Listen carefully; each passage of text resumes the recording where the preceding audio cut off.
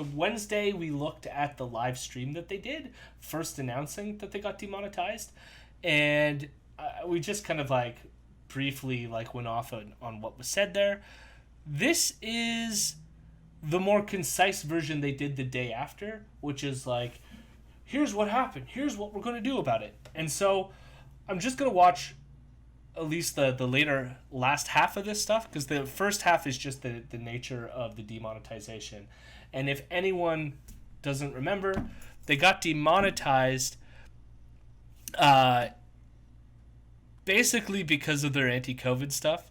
But he makes it sound like they didn't know, or like he makes it sound like the YouTube people didn't really tell him, and he goes on and on about how we didn't have a strike or whatever. But we're going to get into him pointing to like the actual harmful and dangerous acts category. And I wanted to pause there just because when we did this stream on Wednesday, I didn't go into detail of like whether or not they actually post some of this anti-vaccine or COVID denial shit. So we'll go through a little bit there.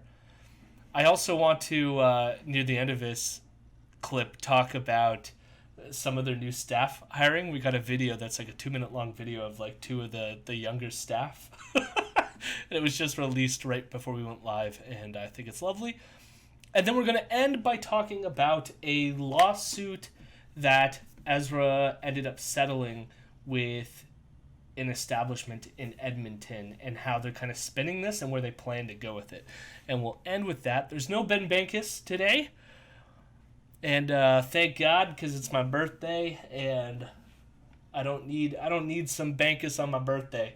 No birthday Bankus. God is merciful. Yeah. And I hope Elron's happy about that too. God damn right I am. So again, I'm jumping forward with this clip just because we don't need to hear the explanation for why they got demonetized again. But he's going to show some of the harmful act stuff, and so I put it here. We'll see how it goes. Let me just make sure that I got a normal speed. Yep, here we go. But let me take one more minute on their email to me last night. There was a cryptic reference in there. You see that one phrase, harmful or dangerous acts? So I remember why I stopped it a little bit earlier here was just because he calls this a cryptic reference. Is it like? I want to just let's get into the mindset here. There's an email and it goes, "Hi Ezra, I'm reaching out to let you know that due to repeated violations of YouTube's ad-friendly guidelines, including those related to harmful and dangerous acts, along with channel monetization policies, the Rebel News channel has been suspended from the YouTube Partner Program, and as a result, its monetization on YouTube has been suspended." It's so he says there's a cryptic, the harmful and dangerous acts here is cryptic apparently, but it's like if you include it in an email, is it cryptic anymore? What makes something cryptic such that that line included here is cryptic? It's when you get an email from YouTube demonetizing your channel, then any information immediately becomes cryptic. That's how it works. Let's get the definition.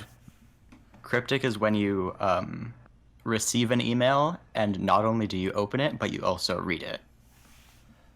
So the No. so the meaning is having a meaning that is mysterious or obscure. Now, what's funny about this is, okay, harmful and dangerous acts, maybe that's obscure, but if you click it and it gives you like a point by point what counts as harmful and dangerous, is it obscure anymore? I don't know, I just love that. Cryptic.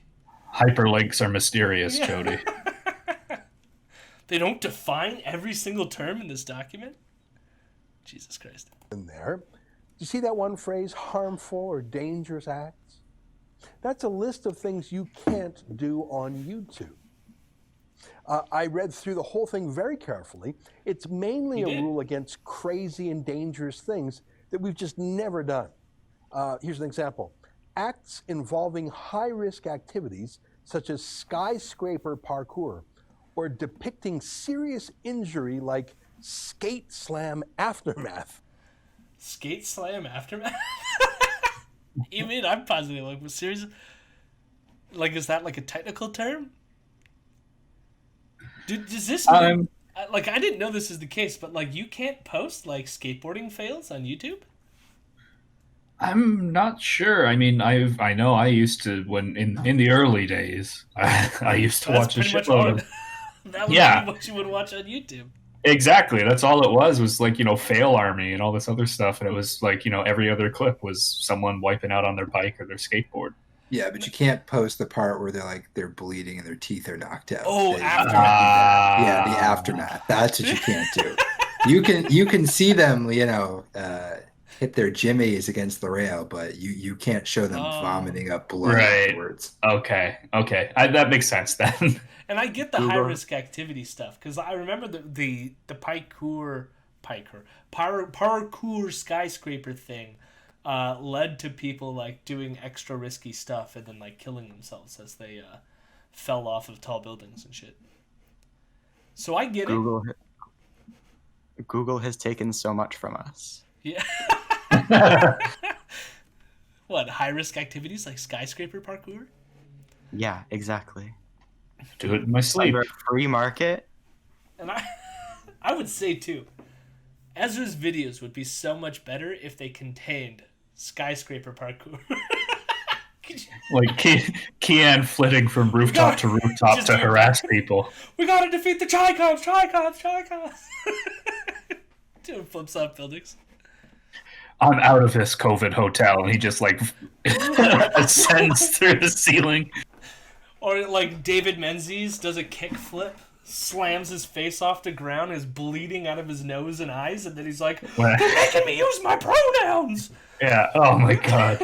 Instead of getting hit by the bus, he jumps and like goes through the window and is perfectly fine on the other side. That would be a way better Rebel experience. That's an They would example. get more views. Yeah. Yes. Pranks relating to suicide, death, terrorism, such as fake bomb scare pranks or threats with lethal weapons, sexually unwanted acts such as forced kissing, groping, sexual abuse, spy cams in dress room. These are actual YouTube examples of what they mean by harmful or dangerous acts. Have you ever seen anything like that on Rebel News? I wonder, like, what he's doing here, or like, what's the point of like highlighting that? Because I think anyone watching, realizes that many things fall under the category of harmful and dangerous, such that even though Ezra is clearly not engaged in skateboarding or like sexual groping, You don't know that. well, at least not in his YouTube content, or I would know that. That even though he's not engaged in that, he could be engaged in one of the other harmful things. I almost feel like this is a kind of a way of like poisoning the well, of going like, look, these things are clearly bad, right? Like no one likes cameras in a dressing room, or like clearly we don't want people falling off of skyscrapers and stuff like this. It's almost like to poison it such that when he gets to the COVID thing, he can be like, oh, see, but the COVID thing is just this other thing that, like, even though it's included in this list, we kind of get to dismiss it. Even though, close to 3 million people have died now worldwide. He might be looks serious. like, just where you've paused it here, he looks like he really thinks he Do landed not a do- gotcha. Yeah. Like, he looks so smug. Like, yeah, I got him. I got YouTube. Yeah. I landed that gotcha just like I landed that 680 kickflip on my other channel that nobody knows about. Oh my god. What's that Steve Buscemi thing? Hello, fellow youths. Hello, how do you do, fellow kids? Yeah. Jesus. There's a list of things they call medical misinformation, like denying that certain medical conditions exist, such as HIV, COVID-19, and content claiming the vaccine will cause infertility, contain a microchip, or be used to euthanize parts of a population. Now, we've never said those things. I don't think anyone actually knows all the facts about the virus or the vaccines yet, but we haven't claimed that COVID doesn't exist or that there's a microchip in the vaccine or anything wild at all like that. So, Not a fucking joke. well, he hasn't done Yeah. either of those things. But notice all the other things on this list. Yeah, the other thing is that. Yeah. Like, Those are examples, Ezra. That's not the extent of the bullshit for which you can pull, of which you've been pulling a lot of bullshit lately. I think Not even lately, over the last year, Ezra. There's a whole year's worth of content at this point. What do you think's going on, man? Come on, what are you doing? like I want to say the one they fall most into is this point here, which is content which discourages taking a COVID-19 vaccine that includes false or misleading claims about the effects of distribution of the vaccine. And I wanted to just like look back to find stuff, because here's the trick. And I've noticed them do stuff like this before, especially regarding trans issues, is that they'll talk about it on the podcast, and they have like a bunch of videos, so the podcast, he also does a video for it, but then the entire video is behind a paywall on his website. But every once in a while he'll post the entire video or clips of the video onto the YouTube page. And often what happens, I find, especially when they talk about trans issues, is they take out all the clearly like transphobic shit and like take a clip that just doesn't include that stuff, because I feel like they're aware that if they go down that route, they're definitely going to get kicked off of YouTube. So they purposely don't do that.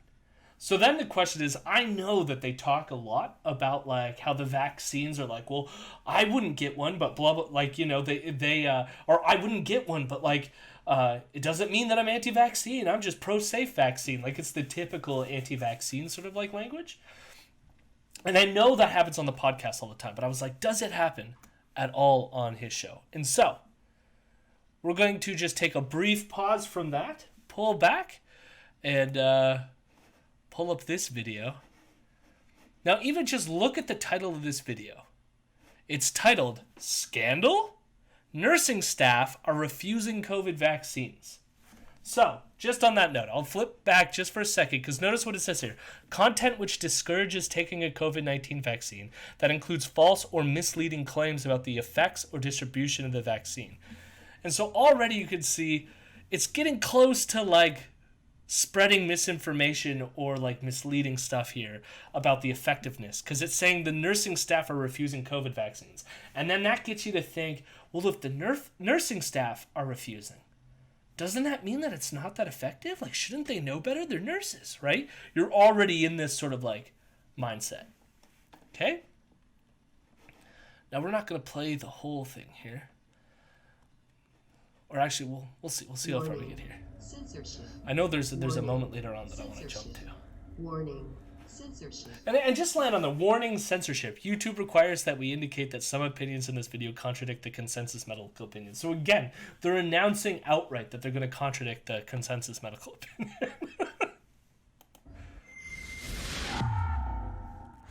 I'm not sure if you know this, but Rebel News is putting together. Also, look at his hair here. When I watched this earlier, I was like, clearly Ezra did not have time to do hair when he went to do this segment. Yeah. It was windy on his walk to the studio. Together an advisory board. Our longtime friend Raheel Raza is the chair of it. Barbara Santamaria, one of our most loyal supporters, is on it too. And the latest member is Larry Solomon. Oh, Larry. So he apparently has this advisory board. We found out about this recently. I didn't know they had an advisory board. I know of, I forget what's her name. Reza? Aria? I can't remember. Anyways, I think he just said her name. She's done videos that we've watched on the stream before. I'm not sure who she is, but Larry just came up into our awareness because Ezra brought him up on the podcast when they screened this episode. And so they apparently have this advisory panel, which apparently I guess Ezra goes to like fact check this. Like, I don't even know what the hell they do, but apparently they advise somehow. Aren't you you're ready to be advised by these people?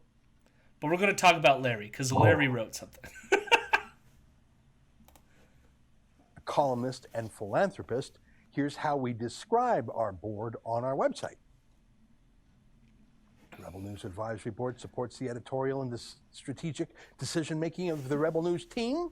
Board members come from a variety of backgrounds and provide guidance and constructive criticism to Rebel News management and staff. The advisory board meets formally 4 times a year and gives informal advice to Rebel News on a continuous basis. They advise. So I'm glad to have these great allies, and we're going to add a few more. Anyways, I want to show you what Larry published in the Epoch Times. I think it's not only well written, but it has real news in it, some of which I knew from before, but some of which I didn't. So I'm going to take you through it. I did a bit of this on my noontime live stream earlier today, but I'd like to go through it a bit deeper now. By the way, you can read the Epoch Times online. So he goes to promote the Epoch Times. Let's skip ahead a bit. But notice, I love, he goes, it's got real news in it. It's like when they have to advertise, it's made with real juice. So. Just a random little anecdote here on the side. I was walking with a friend, and we had to duck into a convenience store to use the bathroom in an emergency. And in the convenience store, there was a rack of newspapers, and it had a section for Epoch Times. All the other sections had newspapers in them. The Epoch Times one was empty. So just a little depressing anecdote over, I guess you don't know whether or not people are just taking it and then they never replenish it, or if people really fucking love this stupid newspaper. No, again, and we played the documentary. Ezra cites them as his number one source of China news, and right here, he's trying to get people. He's like, you ought to all purchase it. It's such a great newspaper, and I pay money for it myself. He pays money for the hard copy, according to Ezra. Right. It's kind of frightening. We love the Epoch Times. You'll remember There's way we are, so we stand up for them. Anyways, I read Larry's column in the Epoch Times, and it's great, and even better, it's full of links to his underlying sources of facts, which is more than you get in most media, am I right? Can I take you through his column? I have some pride in it, because Larry is our advisor, but obviously the work is all Larry. his. So here's... Is he wearing a toupee? I know his hair looks all messed up. So this is Larry's article. It's the biggest COVID-19 vaccine skeptics? ? Frontline healthcare workers. So again, we're watching this with keeping in mind whether or not it fits this description here. Content which discourages taking COVID-19 vaccine that includes false or misleading claims about the effects or distribution of the vaccine. And so if you flip to here and you go, okay, we're going to talk about an article that's saying that the biggest skeptics are these frontline healthcare nurses. This seems kind of weird. And so before we get into it and we start looking for those connections, I just want to say I learned something really interesting about this Lawrence Solomon person. Larry here is super weird in that, so he's some sort of you wouldn't expect it being on Rebel, but so he's a part of a group, or at least he co-created this basically a climate change denialist group, which for Ezra it's par for the course, because it seems like almost everyone who works in Ezra's inner circle are all people who got their start in being pro-oil and anti-climate change. Okay? So just on the Wikipedia here, it says Lawrence Solomon is a Canadian writer on the environment and the executive director of Energy Probe, a Canadian non-governmental environmental policy organization. His writing has appeared in a number of newspapers, including the National Post, where he has a column, and he is the author of several books on energy, resources, urban sprawl, and global warming. And Solomon opposes nuclear power based on its economic cost and has promoted climate change denial. Okay? So he's promoted climate change denial. The other thing is apparently he wrote a Financial Post article arguing that bike lanes create air pollution. I didn't read it, but I just thought that was an interesting fact. But this is the one that shocked me the most, okay? He apparently operated and owned a organic coffee bean store in Toronto called the Green Beanery. Now, the Green Beanery apparently closed last March 2020, but it was started in 2004, 2000, or at least the cafe portion opened in 2008.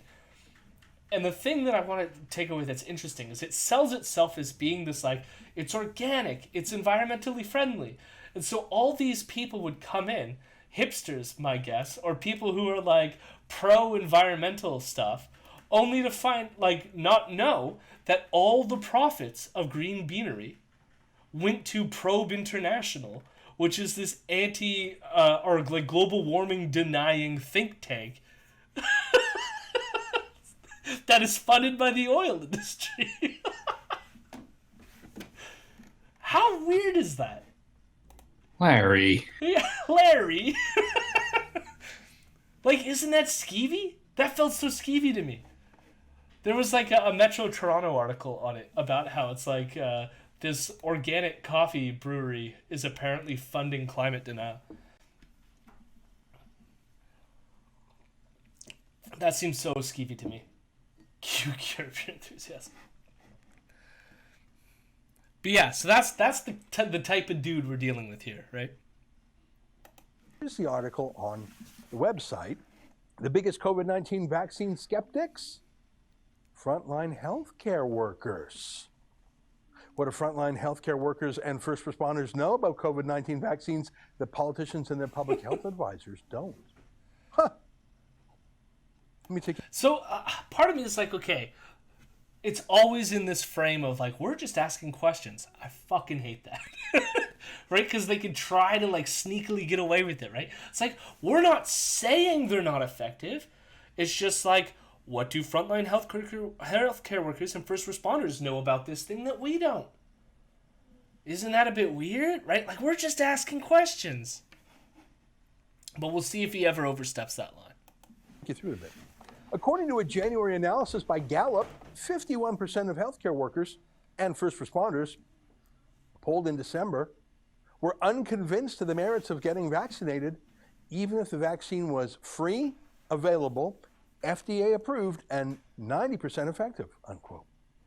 Gallup found these results especially concerning since those at highest risk of exposure to COVID-19, the professionals required to meet America's health, safety, and critical economic needs, whom the National Academies of Engineering, Science, and Medicine define as Tier 1A workers, were the likeliest to refuse vaccination, 34%. And like I say, Larry... So part of this is like a poll doesn't like, and the way it's worded doesn't tell you all that much. And so I feel like it's being used here to over extrapolate what the findings are. It could be that when these polls were taken, because I think it said January 2021. Is that what it said? Let me just be clear if I go back. Yeah, January. I mean, we were just dealing with Trump, and it could have been a distrust in, like, Trump, who was saying that he was going to rush ahead with the vaccine and stuff like this. So it could have been a carryover from that. You would think that if this was really that damning of a poll, that you would see that healthcare workers are currently refusing. But they're not. Like, this is the other part. It's like, if you look into it, they're actually not. Most of them are getting the vaccine now. So you would think of this poll like really is important to look at now, that it should be showing that healthcare workers are en masse refusing the vaccine right now.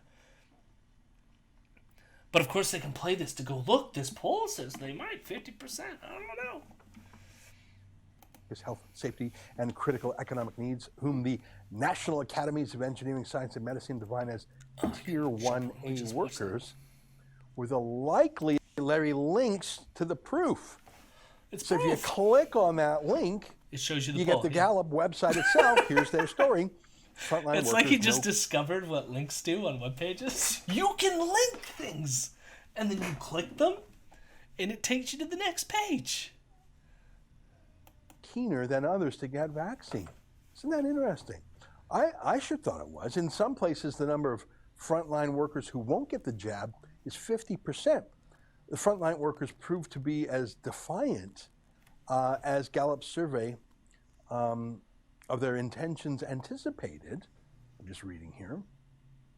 In California, over half of Tehama County's hospital workers at St. Elizabeth Community Hospital, an estimated 50% of frontline workers in Riverside County, and 20% to 40% in LA County refused the vaccine, according to a report in the LA Times. And again, Larry's got the links. Here's the link that you click for the story in the LA Times. Some healthcare workers refuse to take COVID-19 vaccine, even with priority access. Let me read a little bit from the other underlying. I'm curious with this link because if I scroll down here, it says December 2020. Unless that's the image? I don't know. Something weird's going on with this one.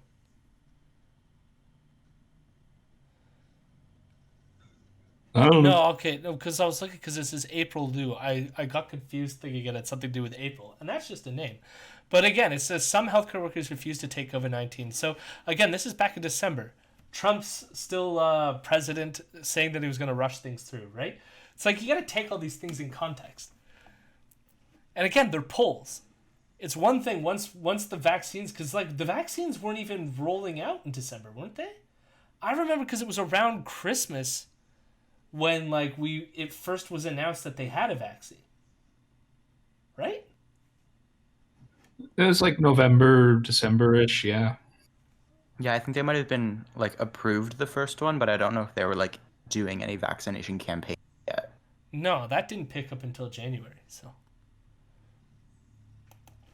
Story. They are frontline workers with top priority access to the COVID-19 vaccine, but they are refusing to take it. At St. Elizabeth Community Hospital in Tehama County, fewer than half of the 700 hospital workers eligible for the vaccine were willing to take the shot when it was first offered.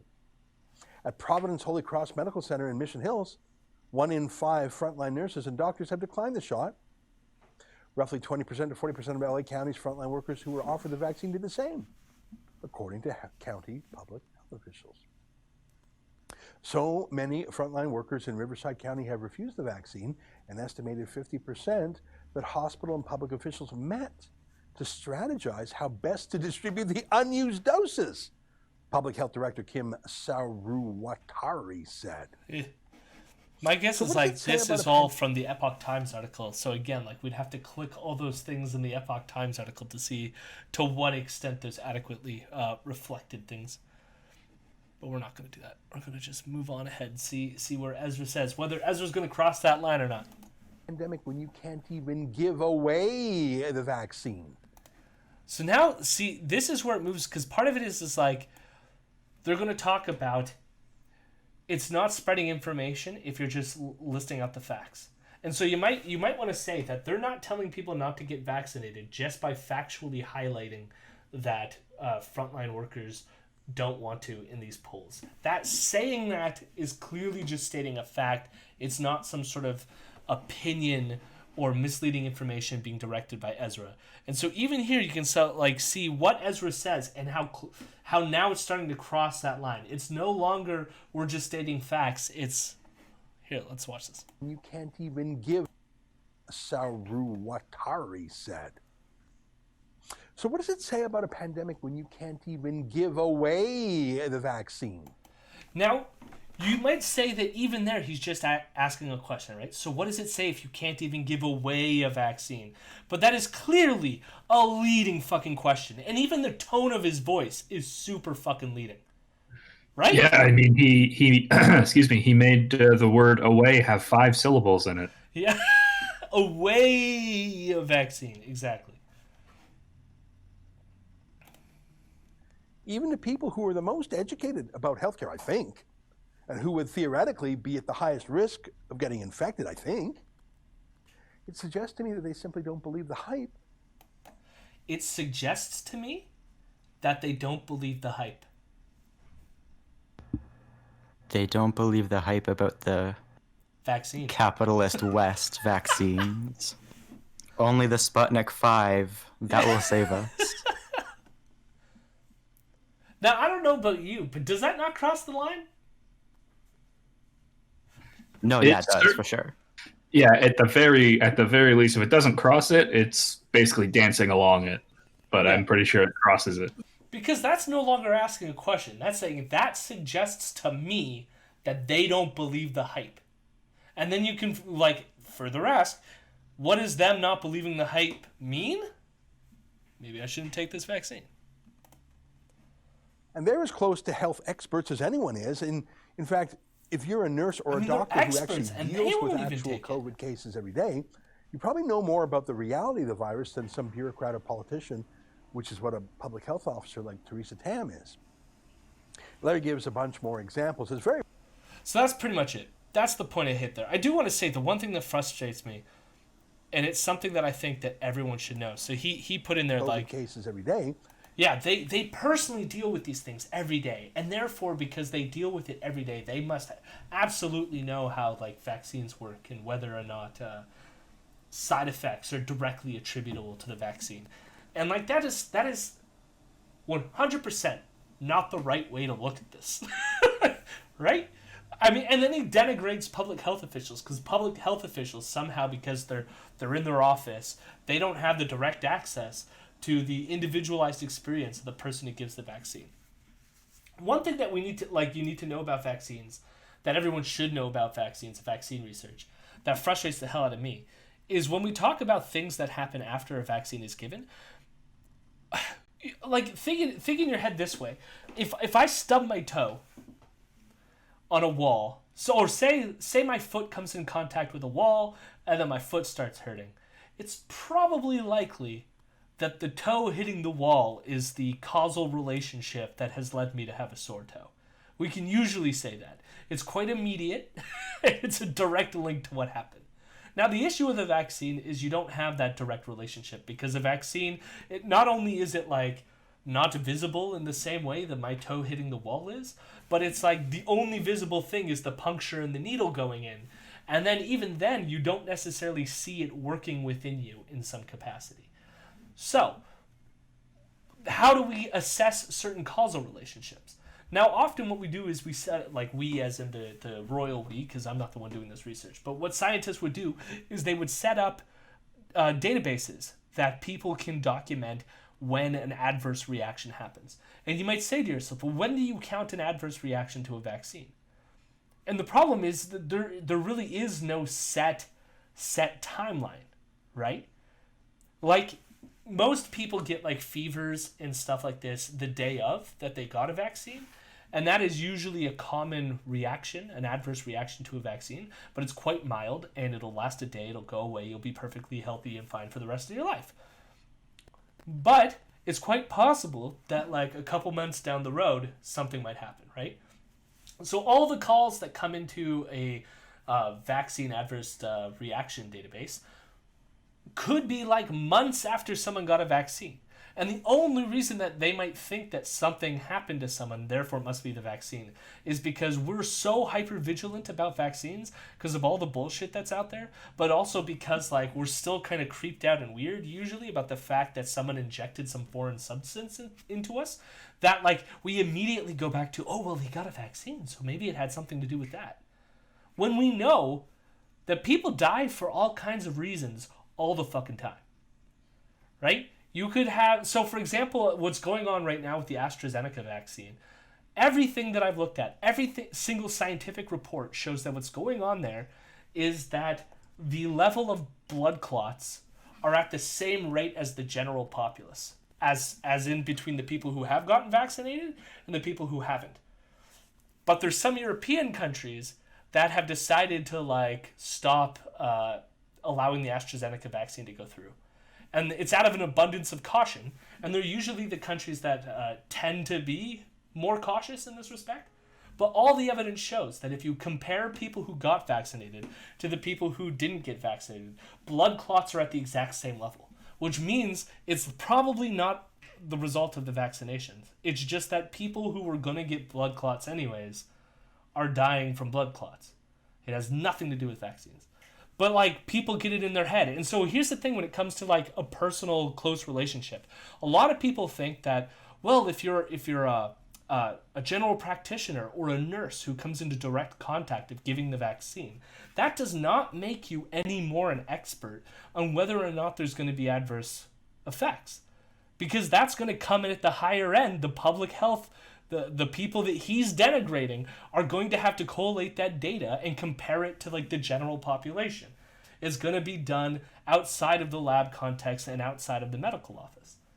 But he doesn't get that. He's trying to sow doubt here. And this is why it's so disingenuous for him to pretend that he's not spreading COVID vaccine misinformation. Because simply saying that these nurses clearly know more than public health officials is sowing that fucking doubt. Which is exactly what was said in the thing, was it not?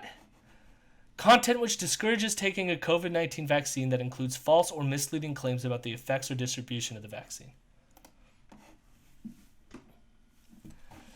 And that was on YouTube. So my guess is that had a lot to do with why this asshole was demonetized.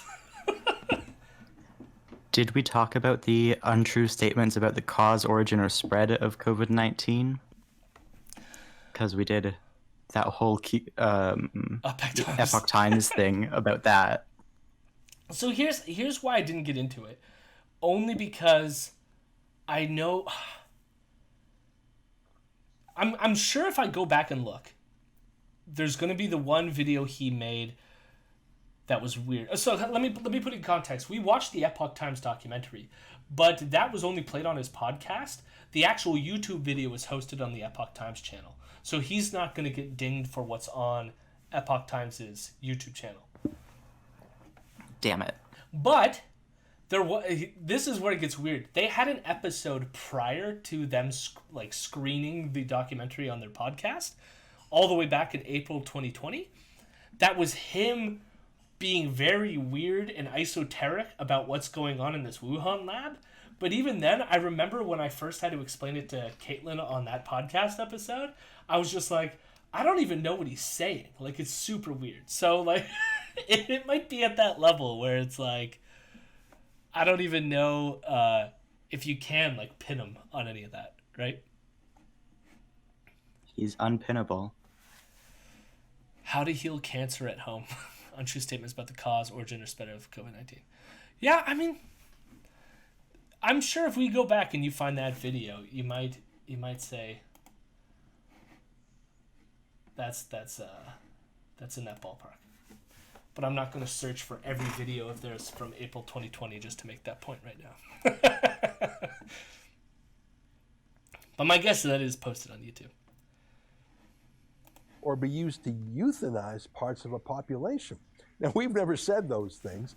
I don't think anyone actually knows all the facts about the virus or the vaccines yet, but we haven't claimed that COVID doesn't exist or that there's a microchip in the vaccine or anything wild at all like that. So that's where we left off last time. So of course it's like, we didn't do any of that wild stuff. But as we just went through the other points there, they did do some of that. And I just provided proof. We just talk about the same things everyone else does. It's the news, and we're a news channel. We're just telling news. If you've watched our videos, you know our problem isn't really with the virus itself. It's the political response to the virus we're worried about. The lockdowns, the violation of civil liberties, even police brutality. That's what we talk about every day.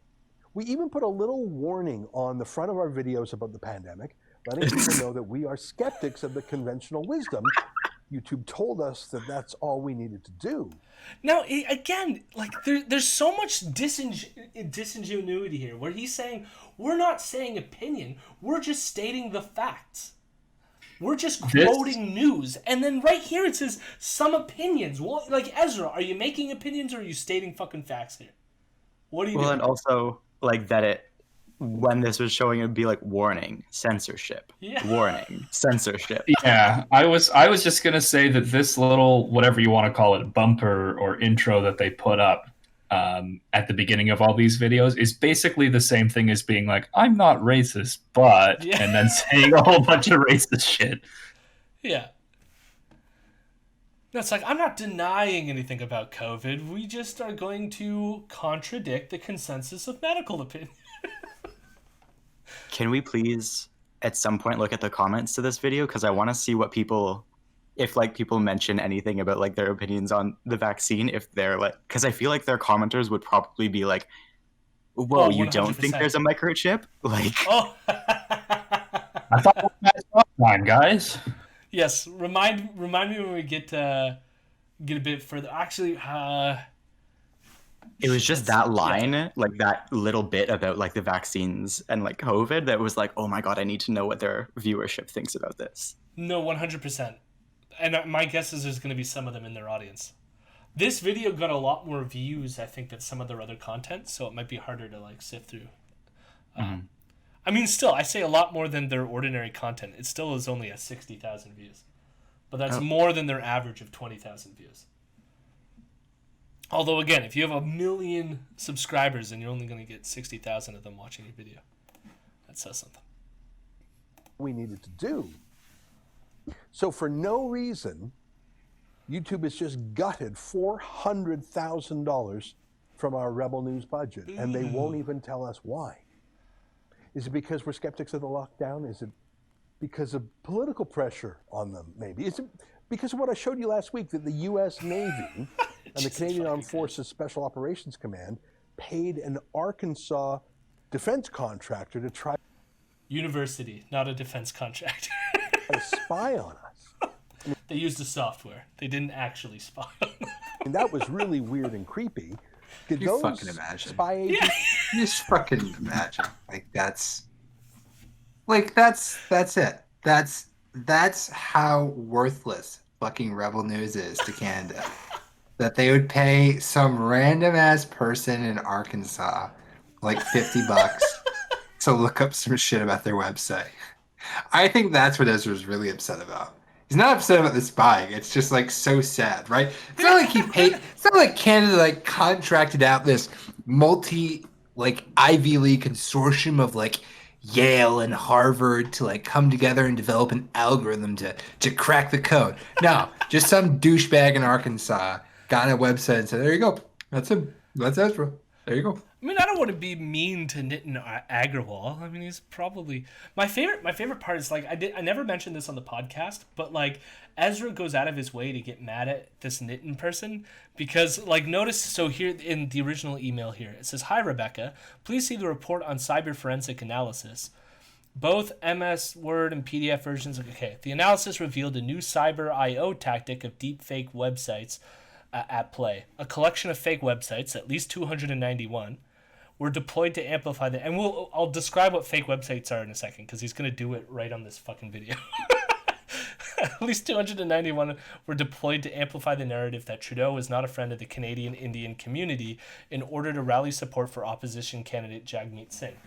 Now that seems weird, and this is clearly coming from someone who doesn't understand Canadian politics. So like, why would Ezra be supporting Jagmeet Singh, right? Order to rally support. Now, and here's the best that I could think of what's happening here is there was a time when Trudeau went to India, and when he went on this Indian trip, he was dressed in this like Bollywood garb and looked really embarrassing.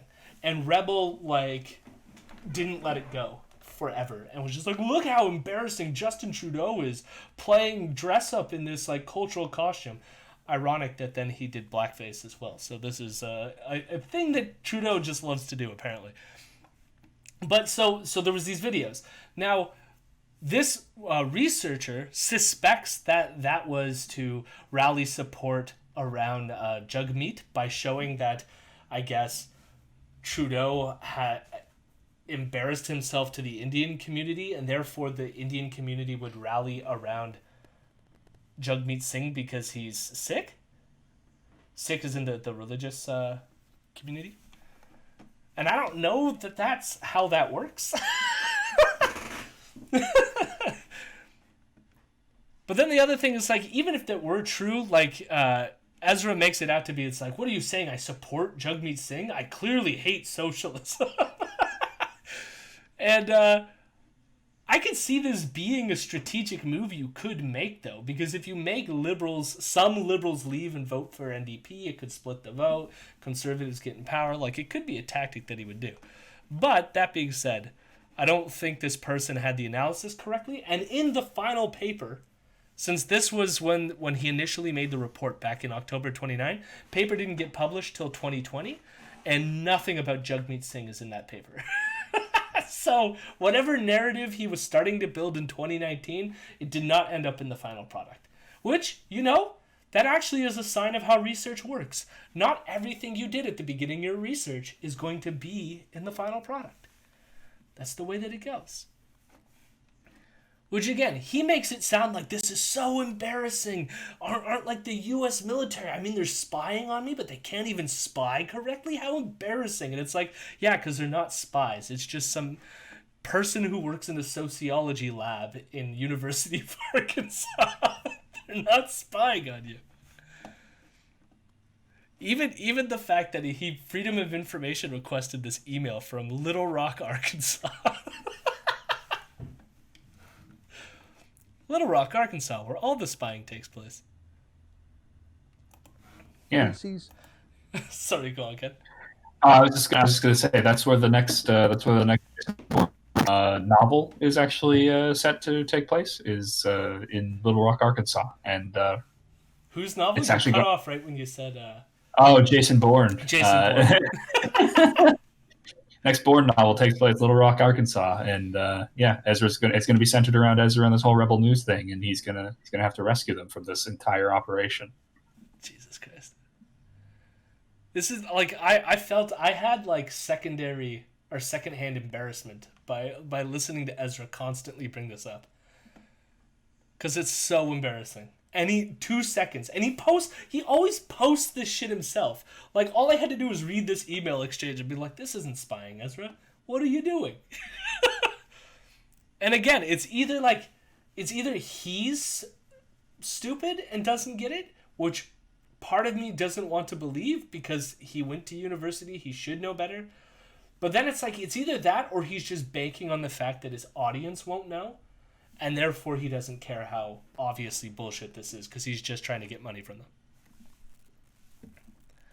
By making it sound, oh, you have to donate to us. You have to go to our website, which I think he immediately like pivots to eventually. About how, like, yeah, afteryoutube.com, right? Those are all those deep fake things. I even think they had a website set up for, like, the military is spying on us.com. Because, of course, he did. Give us money and signatures and emails. Pressure YouTube to demonetize us? It wouldn't surprise me. I mean, we caught them spying on us. Or maybe it was Trudeau himself. Trudeau has ordered police to remove our reporters from his press conferences. He's banned us from attending public debates, and he even denounced us by name on the floor of Parliament. It is disappointing to see the Conservatives engage in peddling rebel media conspiracy theories. Was it that? Or was it the fact that just last week There's an element of how embarrassing that is, like in the Canadian context, that they've had enough of an impact that our fucking Prime Minister had to mention him on the floor of Parliament. How long ago was that? That's pre-Beard. So Yeah, that's got to be like, early. No, I think this was closer to the election.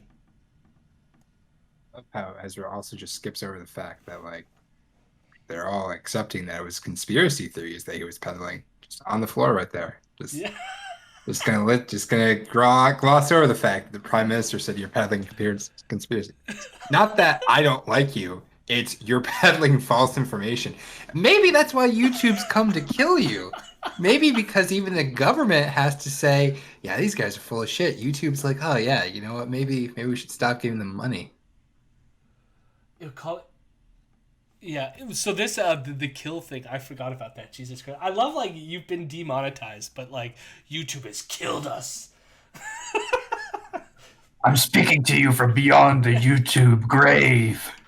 Siegelbaum made a great point, which he goes, Trudeau called it rebel media, so it was before they changed the name. So when was the election? So 2019. So this is probably somewhere between 2015 and 2019 then, because when we started doing our podcast, which was August of 2019, they were still rebel media. But that clip, I think, had November in the title, so it could have been a year before that. November 21st. Oh my god, his hair was so short, too. Yeah. I'm jealous. I need a That haircut. gotta be like 2016, 17. May well Because be. it does. I do not think. Does he 'Cause, mention like- opposition or not? It can't be 2015 because his hair isn't good, and that was the whole 2015 election. Yeah. Yeah, so 16, 17, or 18, somewhere in there. To see the conservatives engage in peddling rebel media conspiracy theories. Was Yeah, I can't remember I'll find what it. the context is there. Yeah.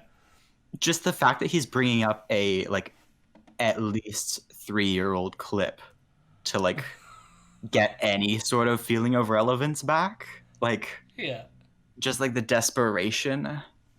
Well, Even on his face there, like he's just like, oh please, please, somebody talk about us. I mean, the reason why I said the election, because Trudeau had mentioned them during the election too, because they were kicked out of the question period during the debate stuff, and they had to fight the lawsuit and all that, like crazy shit. Siegelbaum says it's November 2018. That makes a lot of sense. I can't remember what the thing is that they thought that they were peddling. If you could dig that up, I'm curious too. Like what Trudeau was responding to. Like what exactly was Ezra saying such that the Conservatives were peddling it. Is it that? Or was it the fact that just last week we filed a lawsuit against the Heritage Minister, Stephen Guilbeault, for blocking and censoring us? I haven't even had a chance to tell you about that lawsuit yet. Another fucking lawsuit. Like how... Where are they getting all this money? Where are they getting all this money? It's not, my doubt is they don't have all these fucking people running around pro bono. Okay, I'm clicking the link. This better not be porn, Siegelbaum. All right. Justin Trudeau accuses Andrew Scheer of using rebel media talking points on UN migration. Oh, okay. It was the UN migration agreement. Right, because I remember the Conservatives were saying that somehow it's binding Canada to some sort of immigration quota, but it was like a non-binding UN agreement. I do remember this. Yeah, it would be tantamount to erasing Canada's borders, but it was like a non-binding agreement. Yeah, because even Ezra was even talking about this all the way back at when I started the podcast, August 2019. He was still talking about it then. Because of course it was. And hello, Omni. Go check out the Bad Praxis pod. I had fun listening to them yesterday. Hello, Omni, because you did this for me on your stream a couple days ago. So hello, in voice. That is Vienna. Hello, you did nothing for me, but hello. Only 1 out of 10 of my links are porn. I like to play Russian roulette. Oh god. So that was one. So far we've got 1. 9 more and there's going to be a mysterious porn. Don't get me banned from Twitch. Well, the thing is I could have opened it on my other monitor, but for whatever, I guess because it just sent it over here. I do have dual monitors. Ooh, fancy. In case everyone's wondering why I sometimes do the head shift to look. Imagine that. We sue him for censoring us, so he censors us. Is that what happened? I'm curious for him to go into that. I don't even know what YouTube won't tell us. I don't think we'll ever know. But I know that YouTube, which is owned by Google... I don't think we'll ever know, even though he showed what YouTube sent him. It's an enigma wrapped in a mystery. We'll never know. We'll never know, but here's what YouTube said their terms of service are, and we violated them. Jesus Christ. Is a far-left organization politically that really doesn't like Google, conservatives. far left. And after Trump won in 2016, they had a staff meeting at Google where they swore they would crack down on... Thank you so much, Omni, for the subscription. That is amazing. Again, everyone needs to go check out Bad Praxis because they're awesome. They were all talking about the Amazon stuff yesterday, which was quite depressing, but still enjoyable to watch them discuss it. What's this rainbow emoticon thing? Getting back to this, though, I do want to point out Breitbart exclusive confidential internal only. Apparently Breitbart broke some Google News. I don't know. Any conservative YouTubers. Well, it took them 4 years, but it looks like they finally kept their promise. Thanks for sharing This the link, is step one. Their next step could be to shut us down. To hell with the 1.45 million YouTube subscribers who love. Again, like, look at, I love it. 1.45 million subscribers, and then you look at the view count, 4K, 19K, 9K, 10K, 78K for this video. Yeah. Can you buy subscribers on YouTube? I know you used to be able to do stuff like that, but I read an article like a while ago that said that they probably bought a bunch of bot subscribers. Yeah, I was going to say, I wonder how much of what they make goes towards the fund that buys all their subscribers in like some weird Ouroboros of YouTube fucking monetization. It's also just like legacy subscribers, right? So like they have like a bunch of people who like them 4 years ago who are still subscribed, but they don't watch the freaking videos. And so you just have like a bunch of dead subscribers. Well, like we mentioned this on Wednesday, but like Gavin McGinnis was a huge draw for them and is not there anymore. Lauren Southern, again, a huge draw for them, not here anymore. Faith Goldie, not here anymore. Simps. I mean, even Tommy Robinson was a bigger name. And I think he's still roughly affiliated with them, but you never hear about him anymore. Katie Hopkins was there. And she's another UK bigot. Yeah, Jack Posobiec, Laurel. Katie Hopkins, really? Pardon? Katie Hopkins is at the Rebel? Yep, she was. No, she was. Seriously? Yep. Jesus Christ. Well, that's like. Do you remember? What? Let's fucking. I gotta play it every time. So big. Brian Lilly was there too, co-founder. Is this it? Okay, yeah. I think this is the clip. So this is what most people remember. I gotta exit out of, or minimize this for a second here. It might play for a second. And hopefully you're now able to watch this. Yeah. So this is the video that everyone remembers Jack Posobiec for. But this is when both, and Laura Loomer, this is back when they both worked for Rebel. Liberty. I fucking love this. Freedom. Stop the normalization of political violence against the right. This is unacceptable. You cannot. Get off the stage.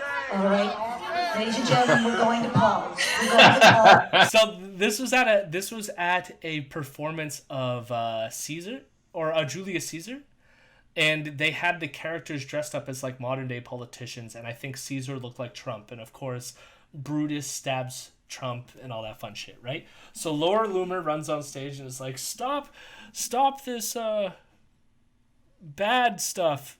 Security. And then everyone's Shut Logic is rating. Security, please. Oh shit!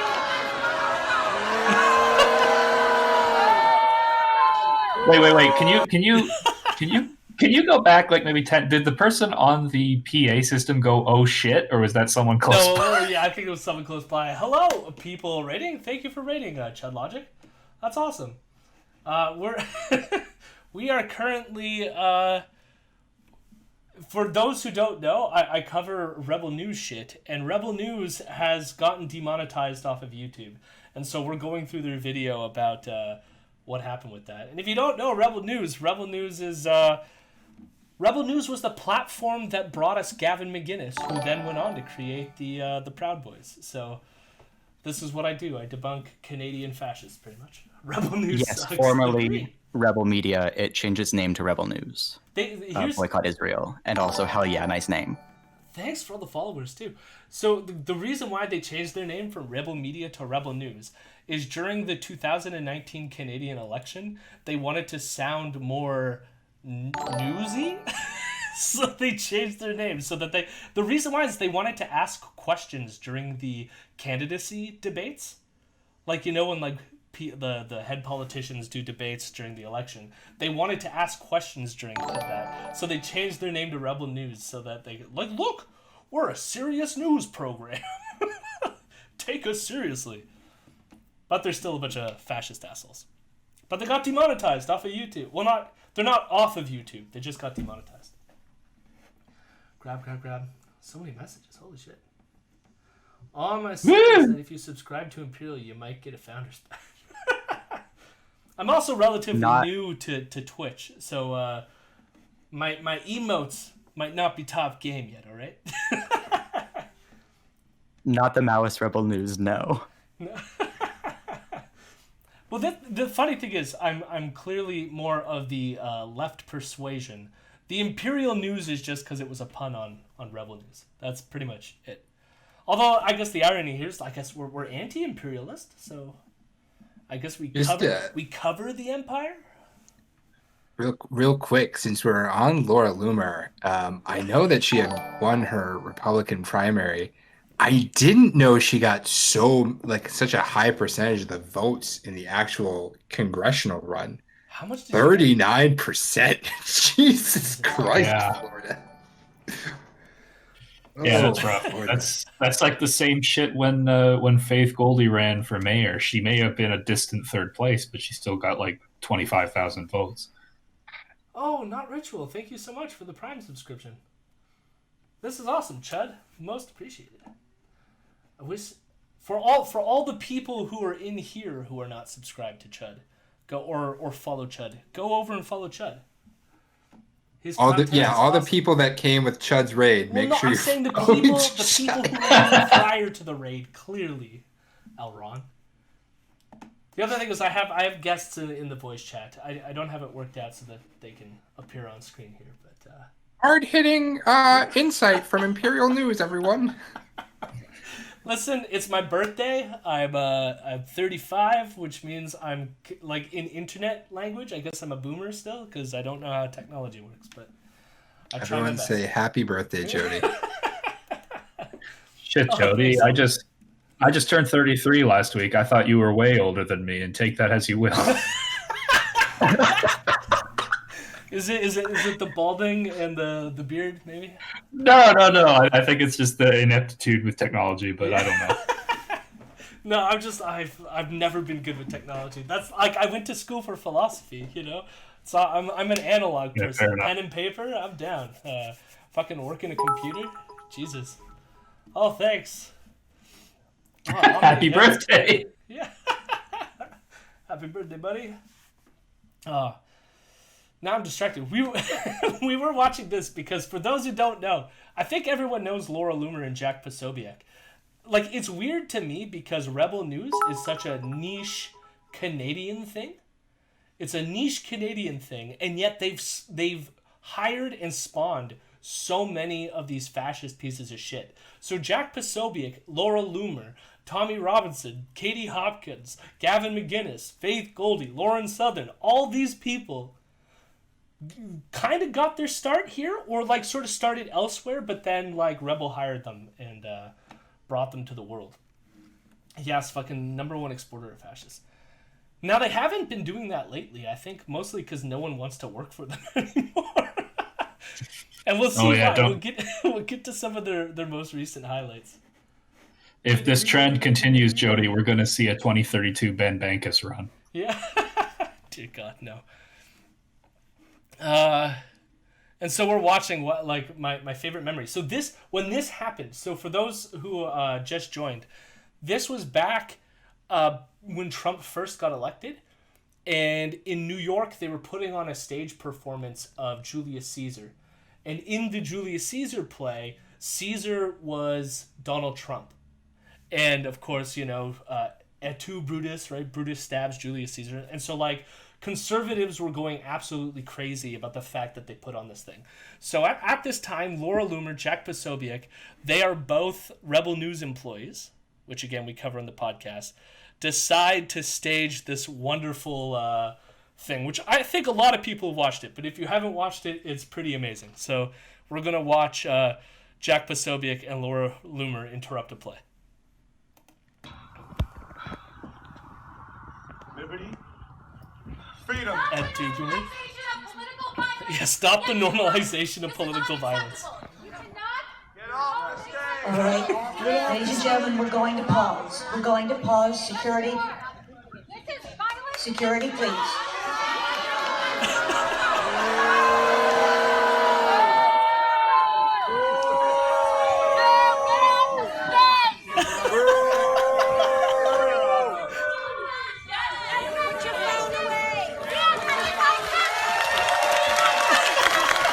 So that was Laura Loomer. And then You are all Goebbels! You are all Nazis like Joseph Goebbels! This is Goebbels! You are all Goebbels! You are inciting terrorists! The blood of Steve Scalise is on your hands! Yeah. I fucking thought he said gerbils. I genuinely thought he said gerbils. I did too. You're all gerbils. Oh my god, we are all gerbils. The blood. So he mentioned Steve Scalise. So I guess Steve Scalise was a Republican who was shot at like a congressional baseball game. I don't know if you remember this. It's like the only time where there was like I remember someone mad at Republicans did a violence. And I remember being excited when it happened, but then like, nothing. Oh my god. And of course, Steve Scalise still alive today and is still a terrible human being. It's also worth noting that like Jack Posobiec is pretty white nationalist up in this. So take that for whatever it's worth. But like again, all these people employed by Rebel News at some point. Is Jack Posobiec the guy that works for Ben Shapiro's organization who picks his nose and eats what's in it? What? There's definitely a clip of a guy. I feel like the name is Jack Posobiec. It might be a different one, but where he clearly digs for treasure and then eats what he finds. Yeah, I don't know who you're talking about. I don't think I don't. I know. I want to say Jack Posobiec is a part of like Newsmax or something like that. He's on one of the these Trumpy right wing news programs. Let's see here. I'm just looking at his Wikipedia page. Yeah, he's a part of the One American News Network. OWN. Not to switch topics again, but apparently this happened last month. Marjorie Taylor Greene endorses proud Islamophobe Laura Loomer in the 2022 midterms in Florida. Of course. Fuck that state. Just get rid of it. We don't need it. No, all these people are terrible. And somehow, I'll come back to these people. So now we're moving back to, we're watching this video. This is Rebel News is announcing. See, YouTube has finally come to kill Rebel News because they got demonetized for spreading COVID misinformation. And again, if you didn't hear me, Focus Break, thank you for saying happy birthday. And everyone should go follow Focus Break as well. He mostly does video game streaming, but he's a friend of mine, and he's fun. So you should go check it out. I think I don't know if he's still there, but he's been doing a lot of Witcher 3 lately, if that's a game you enjoy watching. Yes, and Sigalong, yes, indeed, he does work for OAN. Content who constantly give our videos 99% like to dislike ratios. So what do we do after YouTube? Just to mention, he mentioned the like to dislike ratio for like, why would YouTube demonetize us? We have a 90% like to dislike ratio. So therefore, our content is beautiful and everyone should love it. We'll be working on our plan B for when the cancel mob comes for us. We've already set up Rebel News channels on smaller rivals to YouTube, like the video website BitChute. I don't know if I'm allowed to say your name, Rumble.com. That's a Canadian-based or if I should company just call you by your that has username. a free speech orientation. Dan Bongino and even Donald Trump Jr. use Rumble.com for their videos. Does anyone use Rumble.com here? I've never heard of use Rumble.com. Tumblr. I don't. So apparently Rebel's moving to Rumble.com. The home of Donald Trump Jr. and Dan Bongino. And thank you, Keffels, for the subscription. Awesome. Keffels did Clara. Yes, Clara. She did an amazing stream. How much money did you raise yesterday, Clara? She had a fundraiser for Trans Lifeline, which is $1,200. Amazing. And it was her birthday yesterday. So go follow Keffels as well. Let's just spread the love today. Look at this. Everyone's having birthdays. Clara. Thanks, Claire. You get a founder's badge. You get a founder's badge. You all get a founder's badge. Who was talking? Oh, that's Vienna. You know Vienna. Sometimes Mo's around, but Mo's not here tonight. Starting today, we'll put all of our videos up on those sites and 5 other video alternatives too. And instead of driving traffic to YouTube by linking to YouTube from our Facebook and Twitter accounts, we'll now send our people to those new Upstart video channels too. We'll still keep using YouTube. We're not going to abandon the 1.45 million people there. We won't cut them off. But we're going to let them know in every single video we upload to YouTube that they have to tell us who they are, their name and email address, or else when YouTube finally pulls the plug on us, we just won't be able to contact them anymore.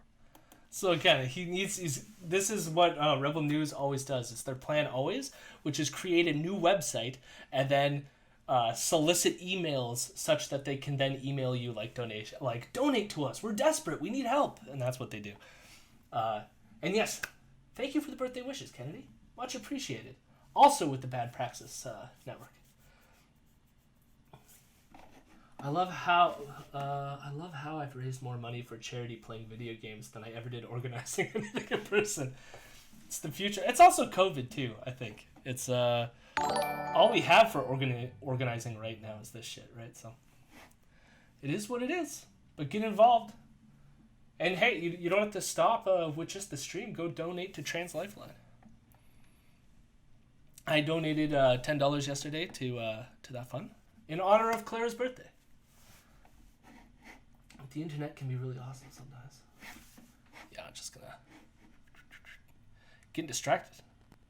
Chat is busy. So we were mentioning earlier, so notice here he gets into it right here. That's the main purpose for AfterYouTube.com.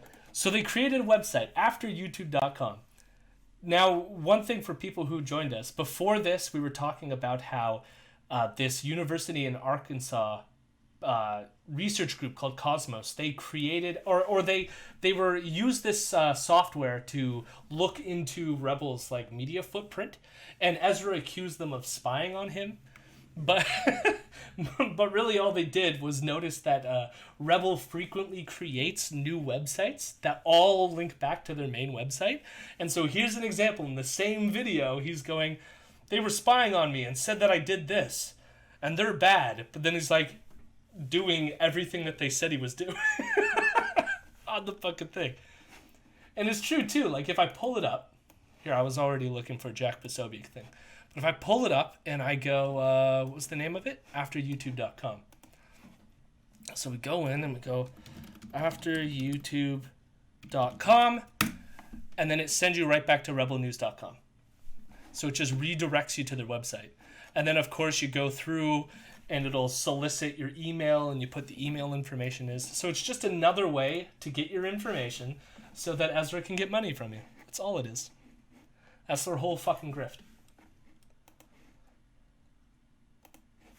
So that when YouTube kills us, which I fear they will, this guy doesn't exactly have our 1.45 million friends know where to find us. And we know where to find them. Look, YouTube essentially said that if we stop talking about the lockdowns, maybe they'll let us have ads again. That's why they got kicked off. Well, I'll never censor myself or our reporters like that. But we can't survive with a $400,000 a year hole in our company. You've seen our new young reporters who are doing great work. So we mentioned this on Wednesday, okay? And this is their new crack team that's working for them. And I wanted... Oh, yes. We got a video. Oh, yes. They released a video just before we went live. And so we're going to see what all their recent money is going to. These new crack... Lincoln J, and I cannot pronounce the other person's name. Warning. Censorship. No, again. The intro still kills me. Stop fucking blueballing me. Let me see this shit. Let's go. I want to see it. Warning, censorship. This is why they got demonetized off of YouTube. Shit like this. Warning.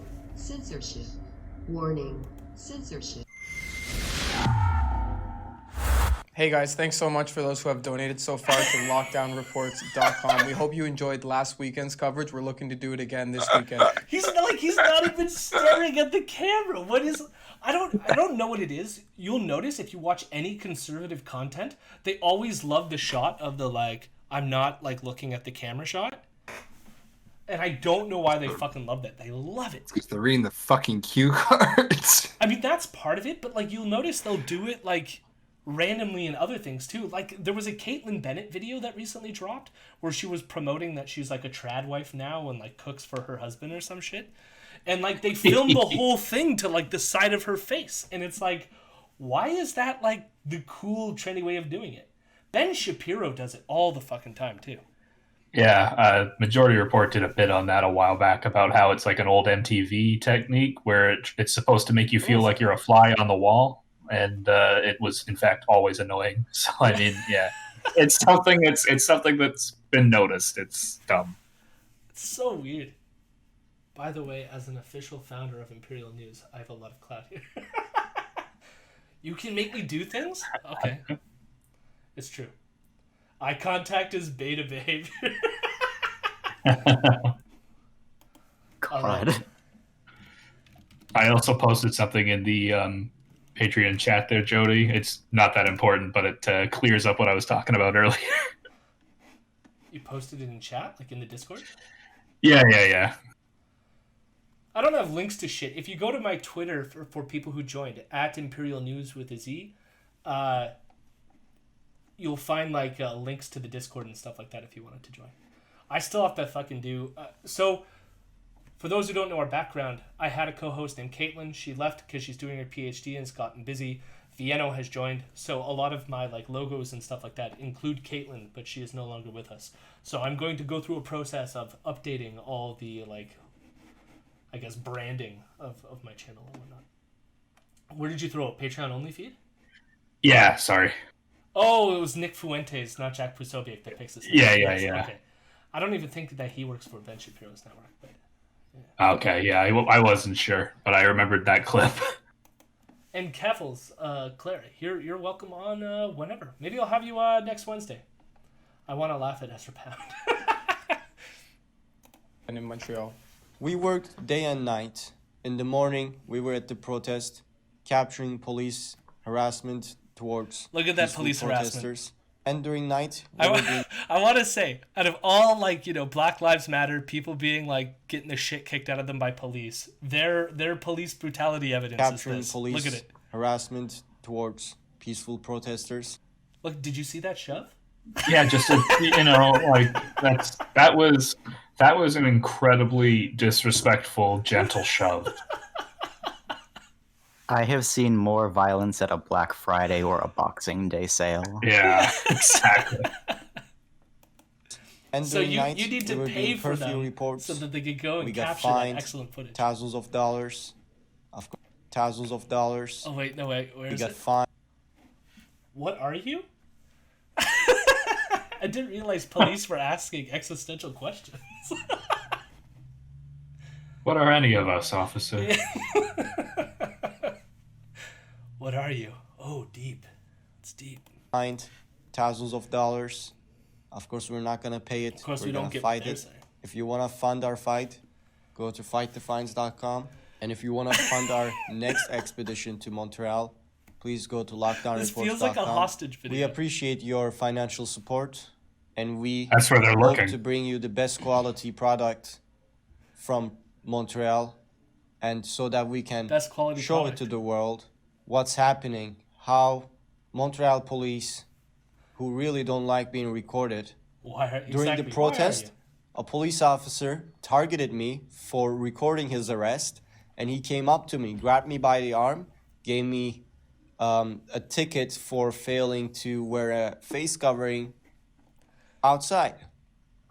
And there were many people passing by without masks, but he specifically targeted me because I was recording what he was doing.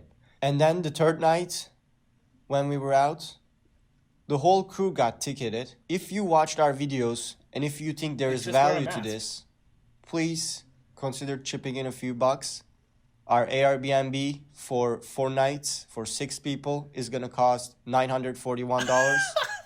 The gas, approximately, what would you say, $300? Yeah, for both ways. The car rental is $350. So these things do add up. So we're just looking for a little bit of support so we can continue to show you guys what's happening on the ground. Guys, blink twice. Blink twice if you're in danger, and please tell us, what did they do with Drea? I just haven't seen Drea in far too long. Did she overstay her welcome?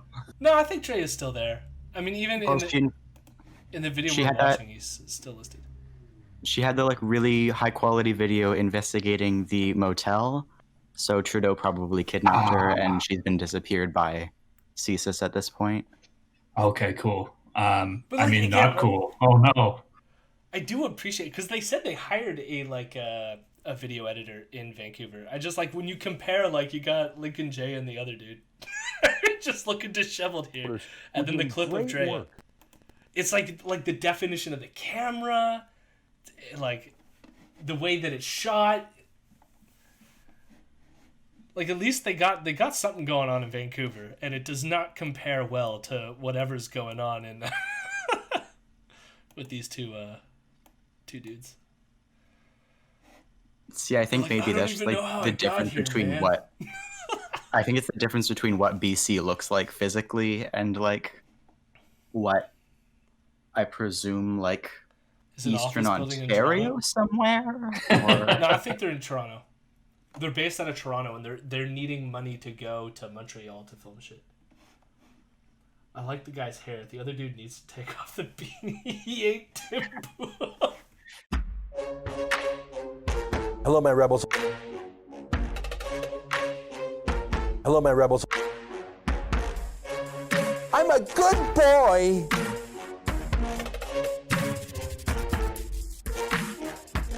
I'm a weirdo.